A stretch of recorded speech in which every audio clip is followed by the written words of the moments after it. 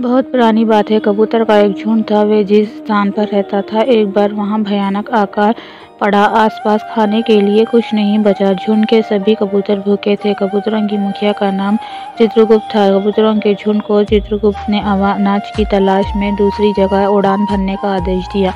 चित्रगुप्त ने एक जवान कबूतर को यह जिम्मेदारी दी कि वे देखते चले कि जमीन पर अनाज किस जगह मिलेगा। वे जवान कबूतर सबसे नीचे उड़ान भर रहा था। भूख के कारण सभी कबूतर शक्तिहीन होने लगे। जवान कबूतर को एक जगह अनाज बिखरा हुआ दिखाई दिया। उसने जानकारी चित्रगुप्त को दी।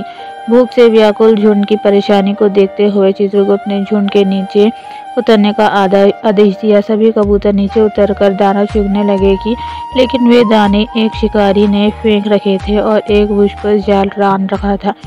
जैसे ही कबूतरों के झुंड ने दाना चुगना शुरू कर दिया था, शिकारी ने जाल नीचे गिरा दिया। तब कबूतरों का पूरा झुंड उस जाल में फंस गया।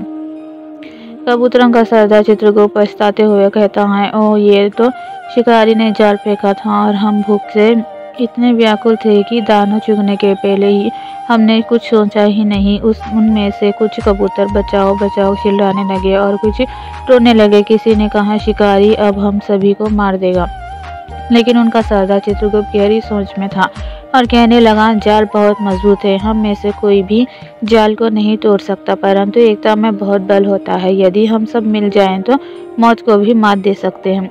उनमें से एक कबूतर बोला, सरदार स्पष्ट बतवा, वो क्या बोलना चाहते हो? सरदार चित्रगुप्त बोला, तुम सब मिलकर अपनी अपनी चोंच से जाल को पकड़ो और जब मैं उड़ने के लिए फुर बोला तो सब एक सुन उड़ जाना।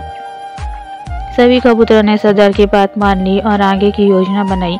शिकारी कबूतर की तरफ ही आ रहा था। उसके जाल तक आने से पहले ही चित्रगुप्त ने फूंक बोला और सारे कबूतरों ने एक साथ दम लगाकर उड़ान भरी तो पूरा जाल ऊपर उड़ गया और कबूतर जाल को लेकर उड़ गए। ये दृश्य देखकर शिकारी भी अचिंत हो गया। वे कुछ समझ पाता उससे पहले ही कबूतर उसकी पकड़ से दूर जा चुके थे। कबूतर को उड़ता देख शिकारी भी जाल के पीछे पीछे दौड़ने लगा। उसे उम्मीद की थी कबूतर जाल को लेकर ज्यादा दूर तक नहीं उड़ पाएगा। कबूतर से सरदार चित्रगुप्त ने शिकारी को पीछे आते देखा तो वह थोड़ा भयभीत हुआ, परंतु उसने जाल से निकलने की योजना भी बना ली थी। पास की एक पहाड़ी पर उसका एक मित्र गिरहर नामक चूहा रहता था। सरदार ने सभी को उसी दिशा में जाने का आदेश दिया जिधर उसका मित्र चूहा रहता था। कुछ ही देर में सभी कबूतर चूहे के बिल के पास उतरे।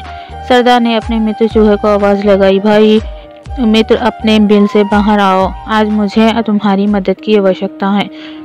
चूहा अपने मित्र चित्रगुप्त की आवाज पहचान गया और जैसे ही बिल से बाहर आया, चित्रगुप्त ने संक्षेप में सारा किस्सा सुना दिया और जल्द से जल्द जाल काटने के लिए कहा। चूहे ने कुछ ही देर में जाल काट दिया और सारे कबूतर स्वतंत्र हो गए। कबूतरों के सरदार चित्रगुप्त ने अपने मित्र चूहे को धन्यवाद दिया और कबूतरों का झुंड फिर से आज़ादी के साथ आसमान में उड़ने लगा। कबूतर और शिकारी की कहानी से हमें शिक्षा मिलती है कि संगठन में बल होता है। संगठित होकर असंभव को भी संभव कर सकते हैं।